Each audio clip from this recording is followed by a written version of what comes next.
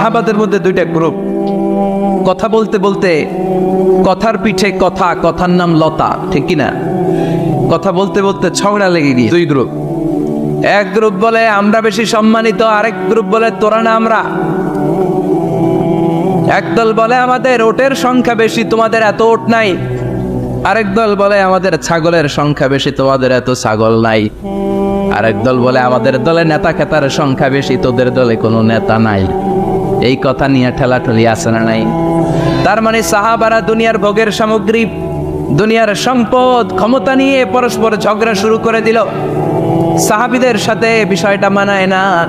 সাহাবীদেরকে শিক্ষা দেওয়ার মাধ্যমে গোটা বিশ্বের জন্য আল্লাহ মেসেজ হিসেবে ওই মুহূর্তে সূরাটা নাজিল করে বললেন, আলহাকুমুত তাকাসুর হাত্তা যুরতুমুল মাকাবির। পড়েন আল্লাহু আকবার।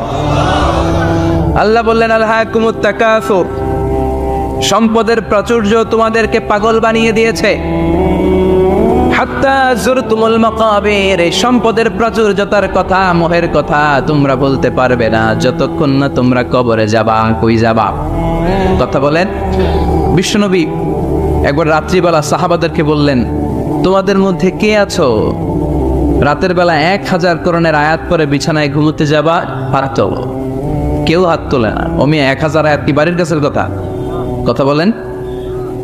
বিশ্বনবী বললেন, কে আছো তোমাদের মধ্যে রাত্রিবেলায় বিছানায় ঘুমোতে যাওয়ার আগে 1000 কোরআন কারীমের আয়াত তেলাওয়াত করে ঘুমাতে যাবা? দাঁড়াও। কোনো সাহাবী দাঁড়ায় না। বিশ্বনবী ডানে তাকায়, বায়ে তাকায়, সামনে তাকায়, কেউ হাত তোলে না। বিশ্বনবী বললেন, ও সাহাবারা, এবার বলো তোমাদের মধ্যে কে কে আছো সূরাতুত তাকাসুর পরে রাত্রে বিছানায় ঘুমোতে যেতে পারবা? এবার সব হাত উঠে গেছে। সুবহানাল্লাহ পড়ে। বিশ্বনবী বললেন, তোমাদের মধ্যে যদি কেউ রাত্রিবেলা একবার সূরাতুত তাকাসুর তেলাওয়াত করে বিছানায় ঘুমোতে যাও, আমল নামায় 1000 আয়াত তেলাওয়াতের সওয়াব দিয়ে দিবে কে? চিৎকার করে আল্লাহু আকবার। একবার রাতে পড়বেন 1000 কোরআনের আয়াত তেলাওয়াতের সওয়াব আমল নামায় চলে যাবে। পড়ে আলহামদুলিল্লাহ। আত-তাকাসুর, আত-তাকাসুর মানে সম্পদ নিয়ে, প্রাচুর্যতা নিয়ে, অর্থ নিয়ে বাড়াবাড়ি করা, গর্ব করা, অহংকার করা। একদিন মাটির ভেতরে হবে ঘরে মন আমার, কেন বান্ধ দালান ঘর রে মন আমার, কেন বান্ধ দালান ঘর। একদিন মাটির ভেতরে হবে ঘরে মন আমার, কেন বান্ধ দালান ঘর। কবরের ঘর আসল ঘর, এটা আল্লাহ বুঝাতে চাইলেন। হাত্তা যুরতুমুল মাকাবির, মাকবার মানে কবরস্থান, এটার প্লুরাল হলো মাকাবির। আল্লাহ বললেন এই কবরস্থানে যাওয়ার আগ পর্যন্ত দুনিয়া কামার লোভ আর লালসা তোমাদের কমবে। আলহাকুমুত তাকাসুর, দুনিয়ার প্রাচুর্যের লোভে পড়ে, মোহে পড়ে তোমরা পাগল হয়ে গিয়েছো। সম্পদ আর অর্থের বড়াই করতে করতে আখিরাতকে তোমরা বেমালুম ভুলে গিয়েছো। এই দুনিয়া আসল দুনিয়া নয়, আসল জগৎ হলো আখিরাতের জগৎ। বলেন ঠিক কি না? আলহাকুমুত তাকাসুর, অর্থ, সম্পদ, বিত্ত, বৈভব, ক্ষমতা, এগুলো অর্জনের আকাঙ্ক্ষা আমাদেরকে পাগল বানিয়ে দিয়েছে। কিসের নেশা যে আমরা ছুটছি, শুধু ছুটছি প্রতিযোগিতার প্রতিযোগিতা। কোন দিকে যে যাচ্ছি আমরা নিজেরাও জানি না। জোরে বলেন ঠিক কিনা? চাহিদার আমাদের শেষ নাই। যার যত বেশি তার চাহিদা তত বেশি। গাড়ি আছে বাড়ি চাই, বাড়ি আছে নারী চাই, এটা আছে ওটা চাই, ওটা আছে সেটা চাই, এরকম চাহিদা আছে না নাই? যারে আল্লাহ দিয়েছে বেশি তার চাহিদাও তত বেশি, ঠিক কিনা? এজন্য আল্লাহ বললেন আলহাকুমুত তাকাসুর, তোমাদের চাহিদার কোনো কমতি নাই, তোমাদের চাওয়া পাওয়ার কোনো শেষ নাই। যার সাইকেল আছে সে মোটর সাইকেল চায়, মোটর সাইকেল আছে তো প্রাইভেট কার চায়, প্রাইভেট কার আছে মনে মনে ভাবে প্লেনে চড়তে পারলে একটু ভালো হয়। এরপরে কয় হেলিকপ্টার আছে না নাই? যিনি মেম্বার হয়েছেন তিনি ভাবলেন সামনে চেয়ারম্যান হইলে একটু ভালো হয়। যিনি আপনাদের ভোটে চেয়ারম্যান হয়ে গেলেন মনে মনে ভাবে এবার যদি একটু পার্লামেন্টে যাইতে পারি খাওয়াবেন। কথা কন, পার্লামেন্টও নিছেন ওনারে। এবার মনে মনে ভাবে একটা মন্ত্রণালয়ের দায়িত্ব যদি পাই খারাপ হয় না, এলাকার উন্নয়ন বেশি বেশি করা যাবে। মন্ত্রীও হয়ে গেছে, এবার মনে মনে ভাবে আর আছে একটা, জোরে কন, ওইটার সুযোগ এই দেশে নাই, ওইটার সুযোগ এই দেশে নাই, হয় উনি নয় উনি। কথা কন, এই দুই ফ্যামিলির বাইরে আমাদের আর কোনো গতি নাই। তো গতি যেহেতু নাই, ওনারা ভালোভাবে চালাক, আমাদের কোনো কথা নাই, জোরে বলেন ঠিক কিনা? যারাই আমাদের নেতা হবে, আল্লাহ সুন্দরভাবে তাদেরকে দেশটা চালানোর তৌফিক দাও, পড়ে না আমিন। এজন্য আল্লাহ বললেন, আল্লাহকুমুত তাকাসুরু হাত্তা যুরতুমুল মাকাবির, দুনিয়ার লোভ লালসা প্রতিযোগিতা তোমাদেরকে পাগল বানিয়ে দিয়েছে। পাগল হয়ে গিয়েছি, আরো চাই, আরো লাগবে, আমার আরো লাগবে, এরকম মানসিকতা আমাদের অন্তরের ভেতরে আছে না নেই? এই মানসিকতারে বলে ফকিরি মানসিকতা। কথা কন, বারবার যারা চায় রে কি বলে ফকিরনি। জুমার দিন জুমার নামাজের পরে 5 টাকা দিলেন, দেখবেন আপনারটা থাপা দিয়ে দৌড়ে আরেকজনের কাছে যায়, ওনারটা নিয়ে আবার আরেকজনের কাছে যায়, যেদিকে এই টাকা দেয় ওইদিকে উনি আসে না নাই। কারণ নাম হলো ফকির। নাম কি? আমরা সবাই এরকম ফকির। ধনী হলো একজন, তিনি কে? ইয়া আইয়ুহান নাসু আনতুমুল ফুকারাউ ইলাল্লাহ ওয়াল্লাহু হুয়াল গনিয়ুল হামিদ। আল্লাহ বললেন, গোলাম তোরা সবাই ফকিরের বাচ্চা। আমরা কি? ওই যে কয় না, ফকিরের বাচ্চা কইতে প্রেস্টিজ লাগে, কিন্তু কোরআনে কিন্তু আল্লাহ কয়ে দিয়েছে, আনতুমুল ফুকারা ইলাল্লাহ, তোমরা সবাই আল্লাহর দিকে ফকির।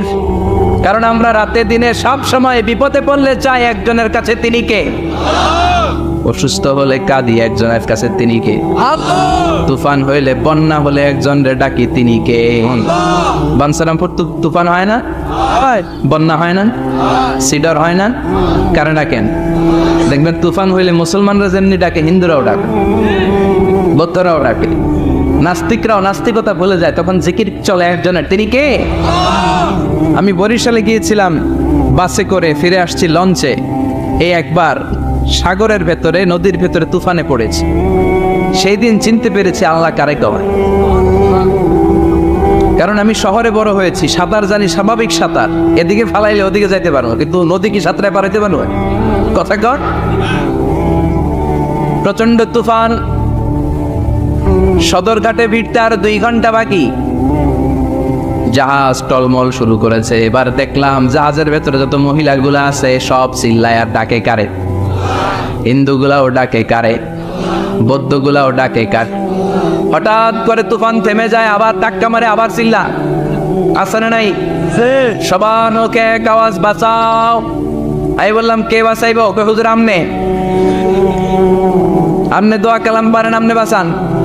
আমি কইলাম, আমারে বাঁচাইব কেডা? আল্লাহ ছাড়া বাঁচানোর কেউ নাই। এজন্য আল্লাহ বললেন, আল্লাহকুমুত তাকাসুরু হাত্তা যুরতুমুল মাকাবির, তোমরা সম্পদের লোভে, দুনিয়ার লোভে পাগলের মতো হয়ে গিয়েছো। ফকিরদের যেই স্বভাব, সেরকম স্বভাব তোমাদের মধ্যে ঢুকেছে, ঠিক কি না? আরো চাই, আরো লাগবে, আরো দাও, সব খামু, সব আমার। পেটটা এতটুকু, হ্যাঁ সব খাইব, পেট কদ্দুর, কিন্তু বলে কি সব খাবো। আনলিমিটেড ডিমান্ড, শেষ নাই। প্রতিযোগিতার পর প্রতিযোগিতা। উনার কত টাকা, আমার টাকা তার চেয়ে বেশি লাগবে। ওর বাড়ি কয়টা, আমার বাড়ি আর কয়েকটা বাড়ানো লাগবে। ওর বিল্ডিং যদি হয় 5 তলা, আমার লাগবে 6 তলা। কিন্তু উনি তাহাজ্জুদ পড়ে, আমারও তাহাজ্জুদ পড়া লাগবে। এই টেনশন আছে নাকি? কথা বলেন। ওনার বাড়ি 5 তলা, আমারটা লাগবে 8 তলা। বিষ্ণু বলেছেন, one of the minor sign before the day of judgment, people will start to compete to construct high-rise buildings. কিয়ামতের আগে লোকজন বড় বড় বিল্ডিং বানানোর প্রতিযোগিতা শুরু করে দেবে।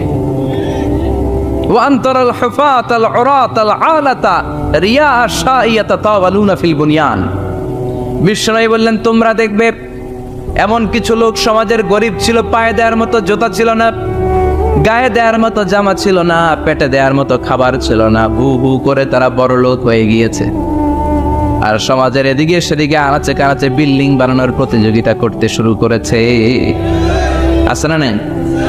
বানসারামপুরে মুরব্বী যারা আছেন একটু বলেন তো, আজ থেকে 20 বছর আগে এরকম এত বিল্ডিং, টাওয়ার, ফাউন্ডেশন ছিল কুমিল্লা শহরে, চট্টগ্রামে, ঢাকায়? আজ থেকে 20 বছর আগে এখন যেমনি টাওয়ার বানানোর প্রতিযোগিতা এগুলো ছিল? কথা বলে? তার মানে এগুলো কিয়ামতের আলামত, একটার পর একটা। একজন বানায় 100 তলা, আরেকজন বানায় 150 তলা, আরেকজন বলে না আমারটা বানাইতে হবে 200 তলা। আছে না নাই? জেদ্দাতে এবার হজে জেদ্দায় দেখলাম যে সবচেয়ে বড় টাওয়ারটা কাজ এখনো শেষ হয় নাই, 19 সালে খুব সম্ভব ওরা কমপ্লিট করতে পারবে। গত 5 বছর ধরে চালাইয়েই যাচ্ছে কিংডম টাওয়ার, 1000 মিটার উঁচু। হিসাব বুঝেন তো, 1000 মিটার মানে কয় কিলোমিটার? 1 কিলোমিটার। একটা বিল্ডিং যদি 1 কিলোমিটার উঁচা হয়, এটার সামনে যে তাকাতে পারবেন? টুপি পরে যাবে না পিছনে? কথা বলেন। 1 কিলোমিটার উঁচু দি কিংডম টাওয়ার, সৌদি আরবের জেদ্দা নগরীতে অবস্থিত। আরেকটা আছে দুবাইতে, বুর্জ আল খলিফা, 818 মিটার উঁচু। কিংডম টাওয়ার হচ্ছে 170 তলা, আর বুর্জ আল খলিফা 163 তলা। কাবা ঘরের পাশে আরেকটা টাওয়ার আছে, জমজম টাওয়ার। এটার দিমাক্কা রয়্যাল ক্লক টাওয়ার বলে। হাজী সাহেবরা দেখে আসছেন না? বড় একটা ঘড়ির মনোগ্রামও আছে। এটা 120 তলা। কয় তলা? 120 তলা। চায়নাতে একটা আছে সাংহাই টাওয়ার, তাইওয়ানে একটা আছে দি টাইপেরান 101, 101 তলা। আমি যেখানে পিএইচডি করি, বছরের বেশিরভাগ সময় থাকি মালয়েশিয়াতে একটা আছে। আমরা শপিং করতে গেলে মাঝে মাঝে ওখানে যাই, 2 ভাইয়ের মতো দাঁড়ায় আছে, পেট্রোনাস টুইন টাওয়ার। স্থানীয়রা এটারে বলে KLCC। 41st 42nd ফ্লোর একটা ব্রিজ আছে, এই টাওয়ার থেকে ওই টাওয়ারে যাওয়া যায়। ইয়াতাতাওয়ালুনা ফিল বুনিয়ান, বিল্ডিং বানানোর প্রতিযোগিতা। অমিয়া কিয়ামতের দিন ইসরাফিলের সিঙ্গার ফুৎকারে ইদা জুলজিলাতিল আরদু জিলজালাহা, একটা ভূমিকম্প যে তৈরি হবে, গোটা বিশ্বে যে একটা ভূকম্পন হবে, ওই ভূকম্পনের চোটে একটা টাওয়ারও টিকে থাকবে নাকি? থাকবে? এজন্য আল্লাহ বললেন আল্লাহকুমুত তাকাসুরু হাত্তা যুরতুমুল মাকাবির। দুনিয়ার সম্পদ, লোভ, লালসা, এই সম্পদের প্রতি আকাঙ্ক্ষা তোমাদেরকে গাফেল বানিয়ে দিয়েছে। এই গাফলতি তোমাদের কমবে না, কমবে না। হাত্তা যুরতুমুল মাকাবির, যতদিন না কবরে যাও। কবরে না যাওয়া পর্যন্ত এই খাই খাই নাই নাই এই মানসিকতা তোমাদের থেকে কঠিন কালেও যাবে না। চিৎকার করে বলেন কথাটা কার? এজন্য আল্লাহ বললেন সম্পদ তোমাদেরকে পাগল বানিয়ে রেখেছে। সম্পদের পাহাড় মানুষ গড়তে চায়। আরব বিশ্বের ধনকুবেরদের সম্পদের তালিকা দেখলে আপনি অবাক হবেন। প্রিন্স ওয়ালিদ বিন তালাল, বর্তমান যেটা আছে MBS বলে ওরে সংক্ষেপে, MBS, মোহাম্মদ বিন সালমান, সম্পদের কোনো অভাব নাই। ওয়ালিদ বিন তালাল আরেক ধনকুবের, আগের বাদশাহ আব্দুল্লাহর ভাগিনা।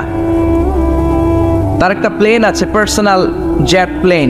এই প্লেনটার 70% মেড অফ গোল্ড, 70% স্বর্ণ দিয়ে বানানো। Can you imagine? কল্পনা করতে পারেন? গত 2 বছর আগে আমি ব্রুনাই গিয়েছিলাম একটা প্রোগ্রামে। ব্রুনাইতে আছে পৃথিবীর সবচাইতে বড় প্যালেস, রাজপ্রাসাদ, নাম ইস্তানা নুরুল ইমান। প্রায় 2000 কক্ষ আছে ওই রাজপ্রাসাদের ভেতর। এটার মালিক হচ্ছে ব্রুনাইয়ের বাদশাহ সুলতান হাসান আল বালখিয়া। গ্র্যান্ড হায়াত নামে একটা হোটেল আছে, ওইটার মালিক। ওনার সংগ্রহে 500টা রোলস রয়েস গাড়ি আছে। কয়টা? এক একটা গাড়ির দাম কমসে কম 10 কোটি টাকা। আচ্ছা, একজন মানুষের পুরো ফ্যামিলি নিয়ে চলতে ফিরতে মজমাস্তি করতেও কয়টা গাড়ি লাগে? হ্যাঁ, একটা গাড়ি, 2টা গাড়ি, সর্বোচ্চ 3টা গাড়ি, ঠিক কিনা? সে তার সংগ্রহে 500 রোলস রয়েস গাড়ি রেখেছে। আর Lamborghini, Ferrari, Porsche, Maybach, Bugatti, Range Rover, Volkswagen, BMW, Mini Cooper, Mercedes Benz, এই ব্র্যান্ডের গাড়ির কোনো অভাব নাই। আরো লাগবে তার, আরো লাগবে। কোথায়? রেঞ্জ রোভার বেরিয়েছে নতুন নিউ ব্র্যান্ডের, BMW 9 সিরিজ কোথায়? আরো গাড়ি লাগবে। এরকম মানসিকতা আজও আরবের ধনকুবেরদের মধ্যে আছে না নেই?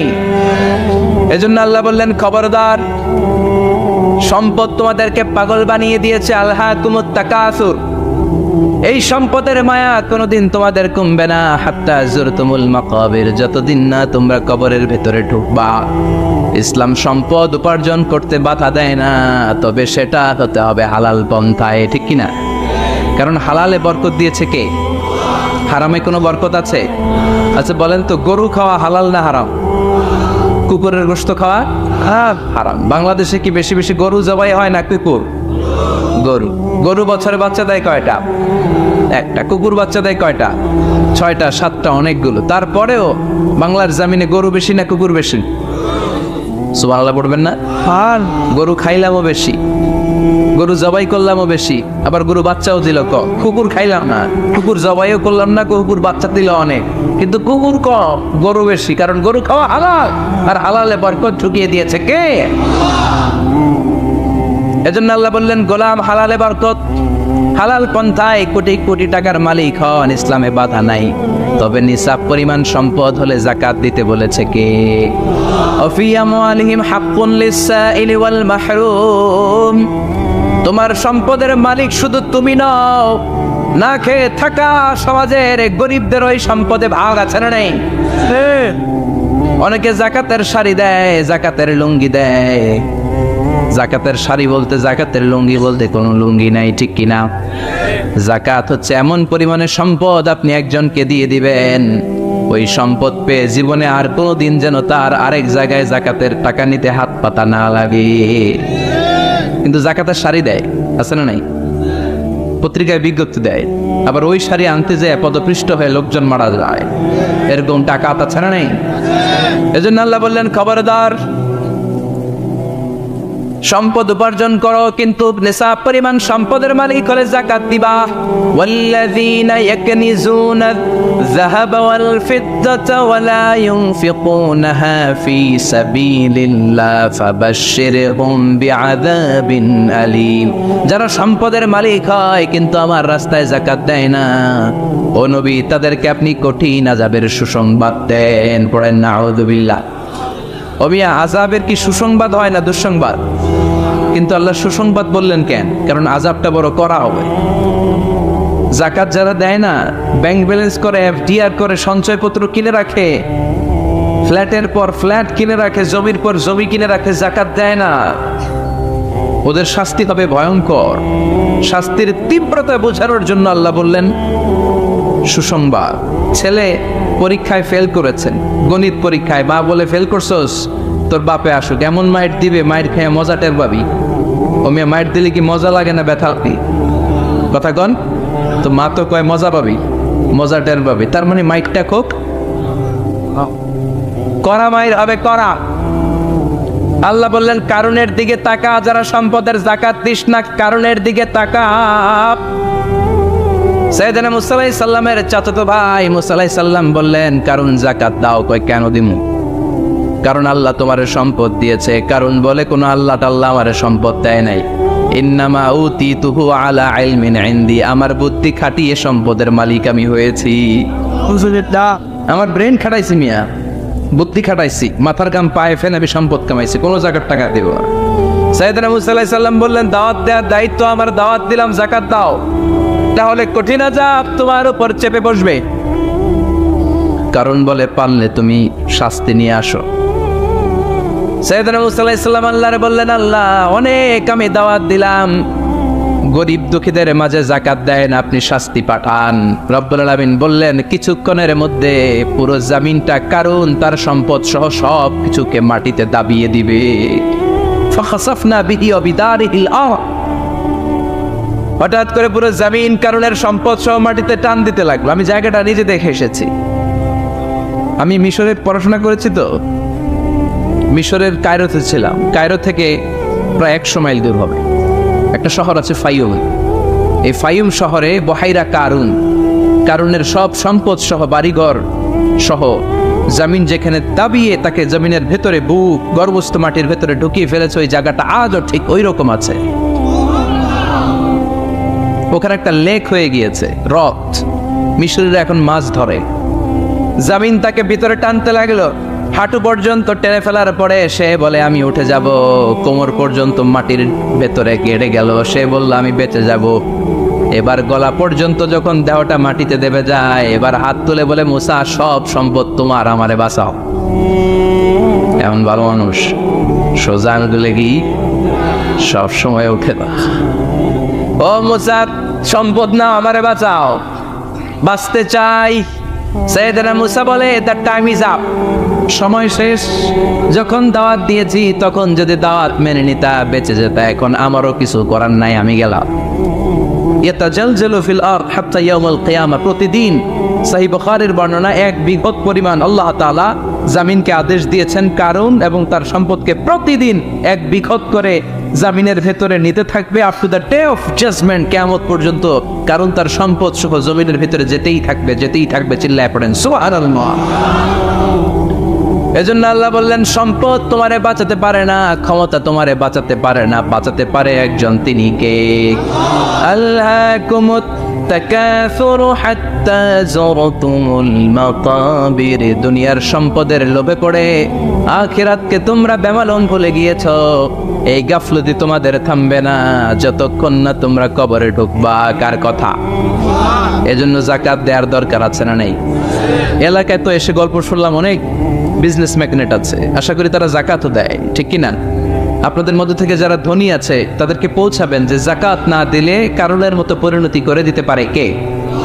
সম্পদগুলো কিয়ামতের দিন পেঁচাতে পেঁচাতে কোমর পর্যন্ত পেঁচাবে, আবার পেঁচাতে পেঁচাতে গলা পর্যন্ত পেঁচিয়ে ছোবল দিয়ে বলবে, আনা মালুক আনা কানজু, আনা মালুক, আমি তোর মাল, আমি তোর সম্পদ, আনা কানজু, আমি তোর ব্যাংক ব্যালেন্স, আমারে খা। এক একটা ছোবলের চোটে পুরো দেহটা 70 গজ জামিনের ভেতরে চলে যাবে। এজন্য আল্লাহ বললেন, আল্লাহকুমুত তাকাসুরু হাত্তা যুরতুমুল মাকাবির, দুনিয়ার প্রাচুর্যতা তোমাদেরকে মোহাচ্ছন্ন করেছে। আমরা মোহের মধ্যে পড়ে আছি, ঠিক কিনা? আমাদের চলাফেরা, কথাবার্তা, লাইফস্টাইল দেখলে মনেই হয় না যে আমরা মনে হয় যে 1000 বছর রাজত্ব করতে আমরা এসেছি, কেউ আমাদেরকে থামাতে পারবে না, কোনোদিন আমাদের মরণ হবে না। চিল্লায় বলেন ঠিক কিনা? এই দুনিয়াটা আসল জীবন না, আসল জীবন কবরের জীবন। এই দুনিয়ার দৃষ্টান্ত আল্লাহর কাছে হলো 4টা স্বর্ণের টুকরার মতো আর 3টা লাশের মতো। স্বর্ণের টুকরা কয়টা? লাশ কয়টা? বনি ইসরাইলের জামানাতে 3 জন যুবক কর্মের সন্ধানে, কাজের সন্ধানে বেরিয়েছিল। হঠাৎ করে তারা এক গুপ্তধন পেয়ে যায়। গুপ্তধনে তারা পেয়েছে 4টা বড় বড় স্বর্ণের টুকরা। কয়টা? মহা খুশি, খুশিতে বাকবাকুম। চিন্তা করলে আমরা আজীবন খেয়ে পড়ে চলে যেতে পারবো, কিছুই করা লাগবে না। 3 জন মিলে স্বর্ণ নিয়ে বসে প্ল্যান করলো, ভাগ বটোয়ারা করার আগে একজন বাজার থেকে রুটি কিনে নিয়ে আয়, আগে পেট ভরে খেয়ে নেই, তারপরে ভাগ বটোয়ারা। একজন রুটি আনতে গিয়েছে, ওই 2 জন ভাবতে শুরু করলো, যেটাতে রুটি আনতে পাঠাইছে ওটা যদি মেরে দিতে পারি তাহলে ভাগাভাগির আর কোনো কাম নাই। স্বর্ণ কয়টা? তুই নিবি 2টা, আমি নেব 2টা। আর যে রুটি কিনতে গিয়েছে সে মনে মনে ভেবেছে রুটির মধ্যে বিষ মাখিয়ে নিয়ে যায়। কি মাখিয়ে নিয়ে যায়? ওই 2টা বিষ খাইয়া ঠুস। সব যেই চিন্তা ওই কাজ, রুটির মধ্যে বিষ মাখিয়ে নিয়ে এসেছে। 2 বন্ধু ওইটারে ধরে আঘাত করতে করতে দুনিয়া থেকে বিদায় করে দিয়েছে। এবার 2টা বলে, এইটারে মারতে অনেক কষ্ট হয়েছে, আগে খাইয়া লই। এরপরে তুই 2টা, আমি 2টা।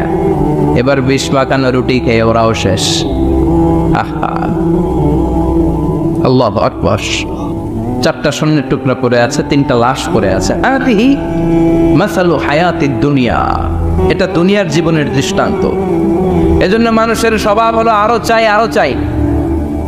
বিশ্বনবী বললেন, লাউ লিকুল্লি ইবনি আদামা ওয়াদিয়াম মিন যাহাব, আল্লাহ বনি আদমের সবাইকে যদি এক একটা স্বর্ণের পাহাড়ের মালিক বানিয়ে দেয়, আহাব্বা আন ইয়াকুনা লাহু ওয়াদিয়ান, সে চাইবে কেমন করে আরেকটা স্বর্ণের পাহাড়ের মালিক হওয়া যায়। অমিয়া, আমার যদি একটা স্বর্ণের পাহাড়ের মালিক বানায় দেয়, আমার 14 পুরুষ সে স্বর্ণের পাহাড় বেচা খেয়ে শেষ করতে পারবো? তা আরেকটা দিয়ে আমি কি করবো? সবাইকে যদি এক একটা স্বর্ণের পাহাড়ের মালিক বানিয়ে দেয়া হয়, তারপরে প্রত্যেকে চাইবে কেমন করে আরেকটা পাহাড়ের মালিক হওয়া যায়। কারণ ওই যে খাই খাই, আরো লাগবে, আরো লাগবে। ওয়ালাই ইয়ামলা আফাহু ইল্লা তুরাব, কবরের মাটি ওর মুখে ঢোকার আগ পর্যন্ত ওর এই খাই খাই স্বভাবের বন্ধ হবে না। চিৎকার করে বলেন ঠিক কি না? এজন্য আল্লাহ বললেন, কবরে না ঢুকলে তোমাদের এই আকাঙ্ক্ষা থামবে না, লোভ লালসা বন্ধ হবে না। হাত্তা যুরতুমুল মাকাবির, কবরে তোমাদেরকে যেতেই হবে, মরতে তোমাদেরকে হবে। এই পৃথিবীতে কেউ থাকার জন্য আসে নাই, জোরে বলেন ঠিক কি না? মরতেই হবে, যেতেই হবে, চলে যেতেই হবে। এজন্য বিশ্বনবী বলতেন, আকসিরু যিকরা হাযিমিল লাযাত, জীবনের সব স্বাদ আল্লাহকে নিঃস্বাদ করে দেয়, পানসা করে দেয়। ওই মৃত্যুর কথা বেশি বেশি স্মরণ করবা। জীবনের স্বাদ আল্লাহ সব কিছুকে পানসা করে দেয়। কোন জিনিস? মরণ। চিল্লায় বলেন কোন জিনিস? আর জোরে বলেন কোন জিনিস? সুনিশ্চিত যেতেই হবে। কোনো সন্দেহ আছে? কথা বলেন, সন্দেহে আছে কারো? The most certain thing in our life is death, and the most uncertain thing in our life is the time of death. আমাদের জীবনের সবচেয়ে সুনিশ্চিত বিষয় হচ্ছে আমাদের মরণ, মরতে হবে। কিন্তু সবচেয়ে অনিশ্চিত বিষয় হচ্ছে মরণের সময়। কখন মরবো এটা আমরা কেউ জানি না, কিন্তু মরবো যে এটা আমরা সবাই জানি। চিল্লায় বলেন ঠিক কি না? এজন্য রব্বুল আলামিন বলেন, কিতাবুন আনজালনাহু ইলাইকা লিতুখরিজান NASA Minaj যুলুমাতি ইলান Noor. Muhammad, I've revealed this holy and sacred book unto you in order to lead the mankind out of darkness into the light. ও নবী, কেন এই কোরআন পাঠালাম জানো নাকি? শোনো, অন্ধকারাচ্ছন্ন মানুষগুলোরে আলোর পথে নিয়ে যাওয়ার জন্য, বামপন্থী গুলারে ডানপন্থী বানানোর জন্য, জাহান্নামী গুলারে জান্নাতে পাঠানোর জন্য। পড়েন ঠিক কি না? কোরআন পড়লে কেউ বামপন্থী থাকতে পারে না, পারে? জাহান্নামী থাকতে পারে না, পারে? অন্ধকারে থাকতে পারে না। তাকে আলোর পথ দেখায় কে? কারণ কোরআন নিজেই তো আলো। এরার দোয়া থেকে বিশ্বনবী আলো নিয়ে এসেছেন, গোটা বিশ্বটাকে আলোকিত করে দিয়েছেন। Up to the day of judgement, কিয়ামত পর্যন্ত এই আলো ছড়াতেই থাকবে, ছড়াতেই থাকবে, ছড়াতেই থাকবে। কারো মুখের ফুৎকারে আলো কখনো নিভে যাবে না। চিল্লা এখন ঠিক কিনা? অনেকে চায় কোরআনের আওয়াজকে মাটির নিচে পুঁতে ফেলতে, ইসলামকে মাটির নিচে পুঁতে ফেলতে, কিন্তু ওরা জানে না ইসলাম হচ্ছে বীজের মতো, চারা বীজের মতো। চারা বীজ মাটিতে পুঁতে দিলে কি হয়? আবার উপরের দিকে উঠে। সুবহানাল্লাহ পড়বেন না? এজন্য কাফেরদের হুঙ্কার, হুমকি, ধামকি, রক্তচক্ষু আর ষড়যন্ত্রের কবলে কোরআনের কিচ্ছু হবে না, বরং গোটা বিশ্বব্যাপী কোরআনের জয় জয়কার। হাজার হাজার হিন্দু, খ্রিস্টান, বৌদ্ধ কালিমা পড়ে মুসলমান হয়ে যায়। After the Twin Tower attack, the number of Muslim community already have been doubled, tripled, multiplied. Twin tower অ্যাটাকের আগে মুসলমান আমেরিকাতে যা ছিল এখন 2 গুণ, 3 গুণ, 4 গুণ, 5 গুণ হয়ে গিয়েছে। আর ইউরোপ আমেরিকাতে মসজিদের সংখ্যা যা ছিল এখন বেড়ে অনেক গুণ বেশি হয়ে গিয়েছে। দিন দিন লোকজন কালিমা পড়ে কনভার্টেড মুসলিম হতে শুরু করেছে। এটাই প্রমাণ করে এই কোরআনের বিজয়কে ঠেকাবার মতো শক্তি মহাবিশ্বে কারো নাই। চিৎকার করে বলেন ঠিক কিনা? এজন্য আল্লাহ বললেন, নবী, কিতাবুন আনজালনাহু ইলাইকা লিতুখরিজান নাসা মিনাল যুলুমাতি ইলান নূর। এই কিতাবটাকে আমি দিয়েছি অন্ধকারাচ্ছন্ন মানুষগুলোকে এই কিতাবের আলোকে আপনি আলোকিত করে দিবেন। জাহিলি যুগের ওমরকে আপনি গোটা বিশ্বের সেরা ওমর বানাবেন। যে ওমর বিশ্বনবীর কল্লা কাটার জন্য তলোয়ার নিয়ে বিশ্বনবীর কাছে এসেছিল, ওই ওমরকে ইসলামের ছায়াতলে এনে ইসলামের খলিফা বানিয়ে দিয়েছে কে? তাইলে ইসলামের আগের ওমর পরের ওমর পার্থক্য আছে না নাই? ওমরের জীবনটাকে আলোকিত করেছে যেই পুস্তকটা, যে বইটার নাম সবাই বলেন কি নাম? এই বইয়ে কোনো ভুল আছে? সন্দেহ আছে? সংশয় আছে? This is the book whereof there is no doubt in it, no suspicion in it. There is no doubt in it, and a guidance to those who are muttaqeen, who are Muslimin, who are the believers. এই কোরআনে কোনো ভুল নাই, কোনো সন্দেহ নাই। মুত্তাকিনদের জন্য আল্লাহ তাআলা হেদায়েতের মেথোডোলজি করে এই বইটাকে পাঠিয়েছেন। পড়েন সুবহানাল্লাহ। এই বইটা এমন বই, যে বইটা ১৫০০ বছর পর্যন্ত আমাদের সমাজে, জীবনে, ফ্যামিলিতে লেগে যাওয়া যত জট ছিল সব জটগুলোকে খুলে সমাধানের আলো দেখিয়েছে। বলেন ঠিক কিনা? This book is a problem solving methodology. এই বইটা সমস্যার সমাধান করে দেয়, জট খুলে দেয়, ঝামেলার নিরসন করে দেয়। নাকি কোরআন জট লাগায়? নাকি পেস লাগায়? পেস লাগায় না, খোলে। তার মানে সব সমস্যার সমাধান দিতে পারে। সমাধান চাও যদি জীবনে, মরণে ফিরে যাও, খোঁজে নাও, চোখ রাখো কোরআনে। চোখ রাখবেন কোথায়?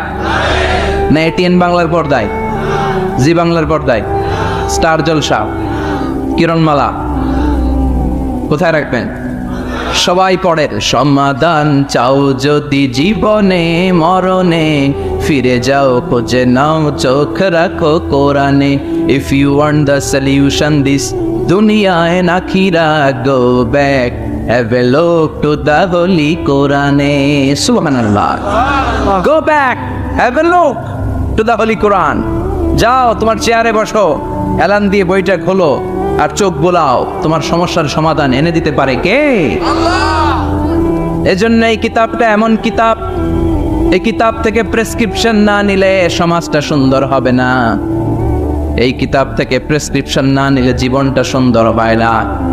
এই কিতাব থেকে প্রেসক্রিপশন না নিলে দুর্নীতি দমন কমিশন দিয়ে দুর্নীতি বন্ধ করা যায় না। জোরে বলেন ঠিক কিনা? এই কিতাব থেকে প্রেসক্রিপশন নিলে সব ঠান্ডা, সব কিছুর সমাধান হয়ে যাবে। এই জন্য জীবনে মরণে এই কিতাবটাকে সাথী বানাতে হবে। রাজি আছেন তো? নাকি শুধু তাফসির মাহফিলে বয়ান শুনে শেষ? কোরআন তেলাওয়াত করতে রাজি আছেন তো? Our duties to the holy and sacred book, holy Quran. আমাদের যে সমস্ত দায়িত্ব আছে এই কিতাবের প্রতি, তার প্রথম দায়িত্ব হচ্ছে রেসাইটেশন অফ দিস হোলি বুক। প্রতিদিন এই বইটাকে তেলাওয়াত করা, আবৃত্তি করা, সুন্দর কণ্ঠে আবৃত্তি করা। বিষ্ণু বলেছেন, মান লাম ইয়াতাগান্না বিল কোরআন ফালাইসা বিন্না। যে সুন্দর কণ্ঠে কোরআন তেলাওয়াত করে না, সে আমার উম্মত হতে পারে। এজন্য কোরআন তেলাওয়াতের দরকার আছে না নাই? কোরআন তেলাওয়াত করেন তো? কিয়ামতের দিন কোরআন যদি আমাদের বিরুদ্ধে দাঁড়ায়, জান্নাতের দরজা খুলবে না আটকে যাবে? এজন্য প্রথমত প্রতিদিন আমরা কোরআনের তেলাওয়াত করব। রাজি আছেন?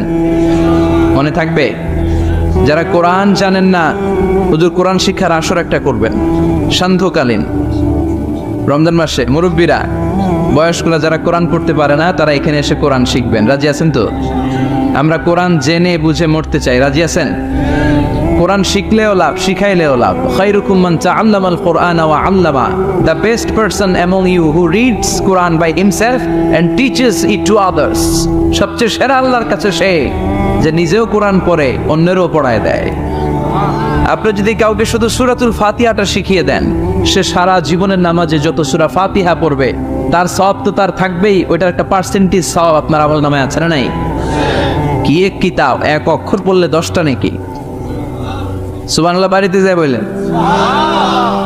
এক আয়াত পড়লে জান্নাতের বিল্ডিং এক এক তলা করে লম্বা হতে থাকে। আর তেলাওয়াত দিস কান দিয়ে ঠান্ডা মাথায় শুনলে আকাশ থেকে রহমতের ঝিরিঝিরি বাড়িধারা নামতে থাকে। অন্যকে শিখাইয়ে দিলে আল্লাহর কাছে শ্রেষ্ঠ লোকদের তালিকায় নাম চলে যায়। এজন্য কোরআনের সাথে অ্যাটাচমেন্ট উইথ দ্য হোলি কোরআন বাড়ানোর দরকার আছে না নাই? কোরআনের প্রতি আমাদের আরেকটা দায়িত্ব হচ্ছে টু মেমোরাইজ দ্য হোলি বুক কোরআন। কোরআনকে মুখস্থ করা। অনেকে মনে করে যারা হেফজখানায় পড়ছে এদেরই দায়িত্ব কোরআন মুখস্থ, এরাই করবে না। এটা আমাদের সবার দায়িত্ব, এটা গ্লোবাল দায়িত্ব, এটা পুরো উম্মার দায়িত্ব। আমরা যে যতটুকু পারি, যতগুলো সূরা পারি মুখস্থ করার চেষ্টা করব। রাজি আছেন? সবাই রাজি আছেন তো? কোরআনের প্রতি আমাদের সবচেয়ে বড় দায়িত্ব হচ্ছে মাতৃভাষায় আমাদের এই কোরআনকে বুঝতে হবে। ঠিক কিনা? আল্লাহ কি বলছেন, কি আমাদেরকে জানাতে চাইলেন, সব আল্লাহ বলে দিয়েছেন এই কোরআনে। নতুন করে আল্লাহ আকাশ থেকে কিছু আর পাঠাবে? সব সমাধান এই বইয়ের ভিতরে দিয়ে দিয়েছে। তো আল্লাহ কি সমাধান দিলেন, কি রোড ম্যাপ দিলেন, কি কর্মসূচি ঘোষণা করলেন, জানার দরকার আছে না নাই? এজন্য কোরআনের বঙ্গানুবাদ পড়বেন। বাংলা ভাষায় কোরআন পাওয়া যায়, মোবাইলে অ্যাপস পাওয়া যায়। সব জায়গায় আমরা বলি মোবাইলের অ্যাপসে বাংলা কোরআন রাখবেন, তাফসীর রাখবেন। ইসলামিক লাইব্রেরিগুলো থেকে কোরআনের বঙ্গানুবাদ নিয়ে আসবেন। রমাদানে 7 খতম 8 খতমের কোনো দরকার নাই, একটা খতম দেন। আর বাকি সময়টা মাতৃভাষায় পড়েন আল্লাহ কি বলতে চাইলো। আল্লাহ কসমোলজির কথা, জিওলজির কথা, বায়োলজির কথা, এমব্রয়োলজির কথা, বোটানির কথা, হিউম্যান অ্যানাটমির কথা, এমন কোনো বিষয় নাই যে বিষয়ের ব্যাপারে আল্লাহ কোরআনে কোনো কথা বলে নাই। পড়েন সুবহানাল্লাহ। এজন্য মাতৃভাষায় কোরআন বুঝতে হবে। প্রতিদিন একটা করে আয়াত হলেও আমরা কোরআনের বাংলা অনুবাদ করার চেষ্টা করব। রাজি আছেন? সাই বুখারীতে হাদিসের চ্যাপ্টারে একটা চ্যাপ্টার আছে, ইযহাবু বিনা নুসলিহ বাইনাহুম, আমাকে নিয়ে চলো আমি মিলায়া দিব। চ্যাপ্টারের নাম ইযহাবু বিনা, আমাকে নিয়ে চলো না আমি ওদের মধ্যে মিলায়া দিব। আল্লাহর হাবিব সাল্লাল্লাহু আলাইহি ওয়াসাল্লাম ঝগড়া দেখলেই এই কথাটা শোনায় দিতেন, আরে আমি আছি তো, আমাকে নিয়ে চলো আমি মিলায়া দেব। আমরা মিলাই দেই না আরো লাগাই দেই? হ্যাঁ, আগুন ধরলে আপনারা কি দিয়ে নিবার, তেল দিয়ে না পানি দিয়ে? পানি দিয়ে আগুন নেভাতে হয়। অনেক ওই জায়গায় তেল ঢেলে দেয়, আরো জ্বলুক, আরো লাগুক, ঘুষাঘুষি মারামারি, এরকম আছে না? নাই না, আমরা যেন এমন না করি, আমরা যেন মিলিয়ে দেই। আমাদেরকে একটা শক্ত সিন্ডিকেট তৈরি করতে হবে, শক্ত সিন্ডিকেট। এই সিন্ডিকেটটা হচ্ছে ঐক্যের সিন্ডিকেট, যাতে কোনো অপশক্তি আমাদের ঐক্যের সিন্ডিকেটকে ভেঙে দিতে না পারে। চিল্লায় বলো ঠিক কিনা? ঐক্যের শক্ত সিন্ডিকেট দরকার, যেটা কোনো অপশক্তি এটাকে বানচাল যেন করতে না পারে, এটাকে যেন নস্যাৎ করতে না পারে, এটাকে যেন দুর্বল করে দিতে না পারে। সেজন্য ভ্রাতৃত্বের বন্ধনে আমাদেরকে অটুট থাকতে হবে। কে কোন পীরের মরিদ, কে কোন দল, কে কোন আইডিওলজি, কে কোন মতাদর্শে বিশ্বাসী, এগুলো যেন বারবার আমরা সামনে টেনে নিয়ে না আসি। আমরা যেন চিন্তা করি আমরা বাংলাদেশি মুসলমান। আমাদের এই ভূখণ্ডে আমাদের সবচেয়ে বড় পরিচয় আমরা বাংলাদেশি মুসলমান। দুইটা পরিচয় এই ভূখণ্ডের কারণে আমাদের পরিচয় আমরা বাংলাদেশি, ঠিক কিনা? আরেকটা হচ্ছে আমাদের ধর্মীয় পরিচয়, আমরা মুসলমান। এটা যেন সবচেয়ে বড় পরিচয় হয়। যদি সে বাংলাদেশি মুসলমান হয়, সে আমার ভাই, সে আওয়ামী লীগ করতে পারে, সে বিএনপি করতে পারে, সে জামায়াত ইসলাম করতে পারে, জাতীয় পার্টি করতে পারে, এখানে দলাদলি করার কোনো সুযোগ নাই। দালাল খেতাব দিতে আমরা খুব অভ্যস্ত। তুই পাকিস্তানের দালাল, ও কয় তাইলে তুই ভারতের দালাল। আছে না? নাই। বাংলাদেশের দালাল কেউ নাই। বাংলাদেশ কপাল পোড়া জাতি আমরা। আমরা এদেশের সন্তান হয়ে এদেশের দালালি করতে শিখলাম না। আল্লাহ তুমি বাংলাদেশের দালাল আমাদেরকে হওয়ার তৌফিক দান করো। আমরা যেন ভাগাভাগি না করি, আল্লাহ আমরা যেন মিলে থাকতে পারি, আল্লাহ তুমি তৌফিক দাও। আরো জোরে পড়ি আমিন। আমি সূরা তাওবার 112 নম্বর আয়াত তেলাওয়াত করেছি। সূরাতুত তাওবার 112 নম্বর আয়াতে আল্লাহ তাআলা আমাদেরকে কিছু গাইডলাইন দিয়েছে। 9টা গাইডলাইন। কয়টা? সবাই বলেন কয়টা? এগুলো খেয়াল করে মুখস্থ করে নিয়ে যাওয়া যাবে আজকে? মুখস্থ করে আবার আরেকজনের শোনায় দিবেন, পারা যাবে? যে এই 9টা বিষয় যদি কেউ লালন করে, নিজের মধ্যে ধারণ করে, আল্লাহ তাকে জান্নাতের সুসংবাদ দিয়েছে। আমরা জান্নাতে যেতে চাই কি চাই না? বাল্লিগু আন্নি ওয়ালাউ আয়া, একটি আয়াত হলেও আল্লাহর হাবিব বললেন পৌঁছে দাও। আমাদের ধর্মের এই মিশনারি ওয়ার্কটা, এটা সবার দায়িত্ব। মিশনারি ওয়ার্ক, দাওয়াতি অ্যাক্টিভিটি, এটা শুধু মিজানুর রহমান আজহারীর দায়িত্ব না। উনি এসে শুধু দাওয়াত দিবে না, এটা সবার দায়িত্ব। আমি যদি বেশি জানি তো বেশি শোনাবেন, আপনি কম জানলে কম শোনাবেন। আপনি যদি শুধু জানেন লা ইলাহা ইল্লাল্লাহ মুহাম্মাদুর রাসূলুল্লাহ, আপনি তাহলে অতটুকুর দাওয়াত দিবেন। সবাই আমরা দাঈ ইলাল্লাহ। এজন্য কথাগুলো শুনবো, প্রথমত আমরা যেন এগুলো ধারণ করতে পারি, এগুলো পালন করতে পারি। কক্সবাজারের ভাইরা, অনেক ভাইরা এসেছেন, আমাদের সময় অনেক দামি। অনেকে দোকান পাট ব্যবসা বাণিজ্য বন্ধ করে টাকা খরচ করে এসেছেন, সময়টা যেন কাজে লাগে। আমরা আমাদের নিয়তকে খালিস করে নেই, যে আজকে আমরা যা শুনবো ঠান্ডা মাথায় ইখলাসের সাথে আমল করার নিয়তে শুনবো, এবং যা শুনবো মনে রাখবার চেষ্টা করব এবং এটা পৌঁছে দিব, ঠিক কিনা? সবাই কি একমত? দ্বিমত আছেন নাকি কেউ কেউ? সবাই একমত তো? আসুন আমরা সরাসরি কোরআন থেকে তাফসীর শুনি। এই আয়াতটিতে আল্লাহ তাআলা মুমিনদের 9টি গুণের কথা বলেছেন। আমরা একে একে ধারাবাহিকভাবে গ্রাজুয়ালি 9টি গুণের কথা শুনব। প্রথম যেই গুণের কথা আল্লাহ তাআলা বলেছেন, আল্লাহ তাআলা উল্লেখ করছেন মুমিনদের প্রথম বৈশিষ্ট্য হচ্ছে আত্তাইবুনা।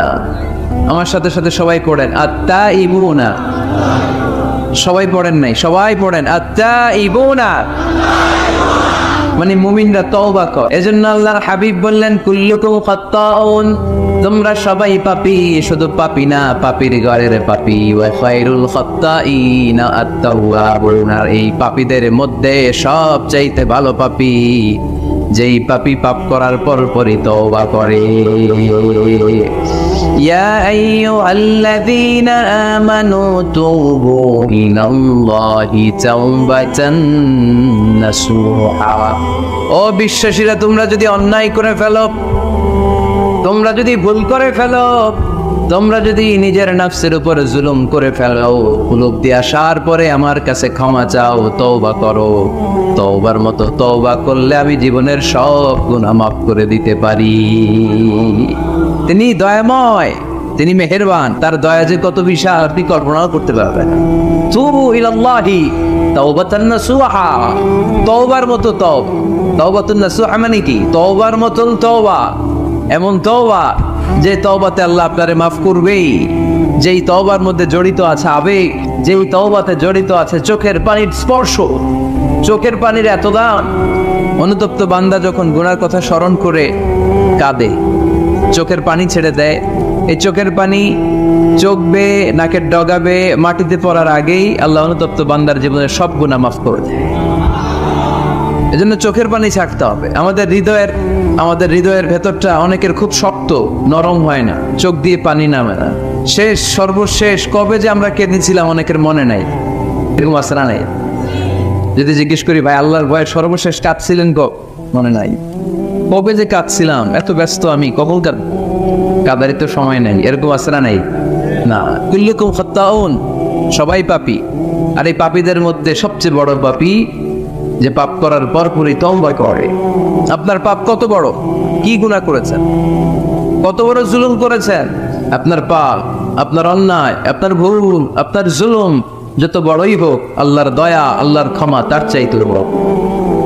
আমাদের পাপ যদি হয় খালের পানির সমান, বিলের পানির সমান, জেনে রাখবেন আল্লাহর দয়া সাগরের পানির সমান। আমাদের পাপ যদি হয় পাহাড়ের সমান, আল্লাহর দয়া আকাশের সমান। এজন্য আল্লাহ বললেন তুবু ইলাল্লাহি তাওবাতান নাসুহা, তওবার মতো তওবা করো। তওবার মতো যদি তওবা করতে পারো, সব গুনাহ মাফ করে দিতে পারে কে? কত যে দয়াময় তিনি, কত যে মেহেরবান। দয়ার ভালোবাসাকে তিনি 100 টুকরা করেছেন, এক টুকরা আমাদের সবার মাঝে ভাগ করে দিয়েছেন, 99 টুকরা উনি নিজের মধ্যে রেখে দিয়েছেন। দেখেন আমাদের এক টুকরার ভালোবাসার নমুনা পৃথিবীব্যাপী আপনি খোঁজ করে দেখেন, কত ভালোবাসার ঘটনা। এক একজন যে কত লাভ স্টোরি জানে। যদি জিজ্ঞেস করি ভাই একটা লাভ স্টোরি শোনান, আপনি ঘটনা শুনতে শুনতে নিজেই কাঁদতে শুরু করবেন। এত চমৎকার লাভ স্টোরি, এত চমৎকার ভালোবাসার উপন্যাস, এত চমৎকার নাটক, ভালোবাসার দৃশ্য দেখলে অবাক লাগে। বন্ধুর জন্য ভালোবাসা, স্বামী স্ত্রীর জন্য ভালোবাসা। নেপালের ওই যে কি যেন একটা এয়ারপোর্টে আমাদের ইউএস বাংলা একটা এয়ারক্রাফট ক্র্যাশ করেছিল, হ্যাঁ, হাজবেন্ড ওয়াইফ, কি নাম এটা, ত্রিভুবন ইন্টারন্যাশনাল এয়ারপোর্ট, ত্রিভুবন। এই ত্রিভুবনে আমাদের পাইলট যখন সিগন্যাল চাচ্ছিল, ওখানে ওই 10 না 01 নাকি 20 এই নিয়ে কনফিউশনের কারণে ওনারা সেফলি ল্যান্ড করতে পারে নাই, মারাত্মক ক্র্যাশ। কিছু ফ্যামিলি দেখলাম, নিউ কাপল, ভেরি নিউ কাপল, নতুন বিয়ে হয়েছিল, হাতে মেহেদির দাগগুলো শুকায়নি, তখন জ্বলে পুড়ে হাজব্যান্ড সারখার, কিন্তু হাজব্যান্ড আর ওয়াইফের হাত এই যুগল আলাদা হয়নি। স্বামী তার স্ত্রীকে ধরে রেখেছিল শেষ মুহূর্তে। বিমানের ভেতরে যখন ফায়ার, হাজব্যান্ড তার ওয়াইফের হাত ছাড়েনি, ওয়াইফ ছাড়েনি স্বামীর হাত। ভালোবাসার নমুনা। 1 ভাগ ভালোবাসার ছিটেফোঁটা আমরা পেয়েছি, ঠিক কিনা? ওই 1 ভাগ কি আমি একা পাইছি, আপনি একা পাইছেন? আমরা সবাই মিলে। আমি পত্রিকায় একটা রিপোর্ট দেখেছি, আমি প্রায় বলি, বন্যার পানিতে পানি খেতে খেতে মা জীবন শেষ, কোমর পানি, গলা পানি, নাক সমান পানি, পানি খেতে খেতে শেষ, কিন্তু বাচ্চাটারে বুদ্ধি করে বালতির মধ্যে এরকম চেপে ধরে রাখছে, বন্যার পানিতে পানি খেতে খেতে মা শেষ। আল্লাহর মেহেরবানিতে বাচ্চাটা মরে নাই। এই কলিজার টুকরা দুধের বাচ্চার জন্য মা জীবন দিয়ে দিল। এই বাচ্চার জন্য মায়ের হৃদয়ে ভালোবাসাটা ঢুকাই দিছে কে? দুনিয়ার ভালোবাসার নমুনা যদি এই হয়, 100 টুকরা ভালোবাসার 1 টুকরার এক্সাম্পল যদি পৃথিবীতে এই হয়, যার মধ্যে 99 টুকরা ভালোবাসা তিনি রেখে দিয়েছেন, তার ভালোবাসা বেশি না কম? এজন্য আল্লাহ বললেন, তওবার মতো তওবা করো, ক্ষমার মতো ক্ষমা চাও, কাদার মতো কাঁদো, কাদার মতো কাঁদলে সব মাফ করে দেয় কে? আপনি কি পাপ করছেন? আপনি কি অন্যায় করেছেন? কেন আপনি হতাশ? কেন আপনি নিরাশ? লা তাইয়াসু মির রাউহিল্লাহ, ইন্নাহু লা ইয়াইয়াসু মির রাউহিল্লাহি ইল্লাল কওমুল কাফিরুন। আল্লাহর রহম থেকে, ভালোবাসা থেকে নিরাশ হয়ো না। আল্লাহর রহমত আর দয়া থেকে নিরাশ হয় তারা যারা কাফের, ঠিক কি না? কত পাপ করেছেন আপনি? বনি ইসরাইলের এক সিরিয়াল কিলার ছিল, সহিহ বুখারীতে এসেছে, সে এত হত্যা করেছে, হত্যা করতে করতে করতে 99 জন মানুষকে সে সিরিয়ালি মার্ডার করে ফেলছে। কয়জনকে? আপনি মারছেন কয়জন রে? আমি মারছি কয়জন রে? সে 99 জনকে মারছে। কয়জনকে? 99 জনকে। মারার পরে তার অন্তরে ভয়, আরে 99 জনকে আমি শেষ করে দিলাম, না জানি আমার নসিবে কি আছে, না জানি আল্লাহ আমারে কি শাস্তি দেয়। ভয়ে এক রাহেবের কাছে গেল, খ্রিস্টান পাদ্রী, খ্রিস্টানদের আল্লাহর ওলি, যে বলে, ও আল্লাহর ওলি, আমার তো বড্ড ভয় হয়, আমি অপরাধ করেছি। কি অপরাধ? আমি 99 জনকে হত্যা করেছি। রাহেব বলে, 99 জনকে হত্যা করছো? সর্বনাশ, তোর কপালে তো ক্ষমা নাই। সিরিয়াল কিলার কয়, আমার কপালে যদি ক্ষমা না থাকে তোরে বাঁচায় রেখে লাভ কি? আমি যেহেতু শেষ, তোরেও শেষ করে হবে। পরেও মেরে ফেলে, এবার সেঞ্চুরি, এবার সেঞ্চুরি করে আবার ভয়, হায় রে 100 জনের মারলাম, না জানি আমার নসিবে কি আছে। খুঁজতে লাগলো কোনো ভালো আলেম আছে কিনা। আলেমের কাছে গেছে, যে বলে, আলেম 100 হত্যা করেছে আমি, 100 খুনের আসামি, আমার নসিবে কি ক্ষমা আছে? আলেম বলে, তুমি কি গুনাহ করছো মিয়া? তোমার গুনাহ যত বড় হোক, তোমার অন্যায় যত বড় হোক, তোমার পাপ যত বিশাল হোক, আমার আল্লাহর দয়া ভালোবাসা তার চাইতেও বিশাল। তুমি একটা ভালো জায়গায় যাও, এই এলাকাটা ভালো না, এখানে সব জালিমদের বসবাস, তুমি ভালো মানুষদের এলাকায় চলে যাও, সেখানে যে তওবা করো। লোকটার অন্তরে ভয় এসেছে, তওবার নিয়ত করেছে, বাসায় যে কাপড় চোপড় ব্যাগের ভেতরে ঘুরে ঘর থেকে বের হওয়ার সাথে সাথে মালাকুল মাউত এসে রূহ কবজ করেছে। ফাজাআত মালাইকাতুর রাহমা ও মালাইকাতুল আযাব, রহমতের ফেরেশতারা আসছে, আযাবের ফেরেশতারা আসছে। রহমতের ফেরেশতারা বলে, যেহেতু রিয়েলাইজেশন আসছে, ভালো পথে যাওয়ার ইন্টেনশন আসছে, আমরা রূহ নিব। আযাবের ফেরেশতারা বলে, না, এখনো তো ভালো হইতে পারে নাই, 100টা খুনের বিষয়টা সহজ না, 100 জন মানুষকে হত্যা করেছে, তার রূহটা আমরা নিয়ে সিজ্জিনে ঢুকাবো। রহমতের ফেরেশতারা বলে, না, তার রূহটা আমরা নিয়ে ইল্লিনের ভেতরে ঢুকাবো। 2 দল ফেরেশতার মারামারি, 2 দল ফেরেশতা ঝগড়া লেগে গেছে, এরা বলে আমরা, এরা বলে আমরা, বেজাল আছে না নাই? আল্লাহ বলে, ধাক্কা ধাক্কি আর ঝগড়ার দরকার নাই, ফিতা দিয়ে মাপো। ভালো এলাকাটা, যে এলাকায় যাচ্ছিল, ওই এলাকাটা যদি কাছে হয়, রহমতের ফেরেশতারা নিয়ে যাও। খারাপ এলাকা যদি কাছে হয়, আযাবের ফেরেশতারা নিয়ে যাবা। খারাপ এলাকাটা কি কাছে নাকি অনেক কাছে? একেবারে কাছে, ঘর থেকে মাত্র বের হয়েছিল, ঠিক কিনা? আর ভালো এলাকা তো অনেক দূর। আল্লাহ জমিনকে আদেশ করলেন, ভালো এলাকাটা তুই সংকুচিত হয়ে কাছে চলে আয়, খারাপ এলাকাটা তুই দূর থেকে দূরান্তরে চলে যা। মেপে দেখা গেল যে খারাপ এলাকা অনেক দূরে, ভালো এলাকা একেবারে কাছে। রহমতের ফেরেশতারা তার রূহ নিয়ে জান্নাতে ঢুকিয়ে দিল। চিল্লায় পড়েন আল্লাহু আকবার। এজন্য তওবা যদি তওবার মতো করতে পারেন, চাওয়ার মতো যদি আল্লাহর কাছে চাওয়া যায়, সব গুনাহ মাফ করে দিবে কে? বিশ্বনবী বলেন, আমার আগের কোনো গুনাহ নাই, পরের কোনো গুনাহ নাই। লিয়াগফির লাকাল্লাহু মা তাকদ্দামা মিন যামবিকা ওয়া মা তাআখার।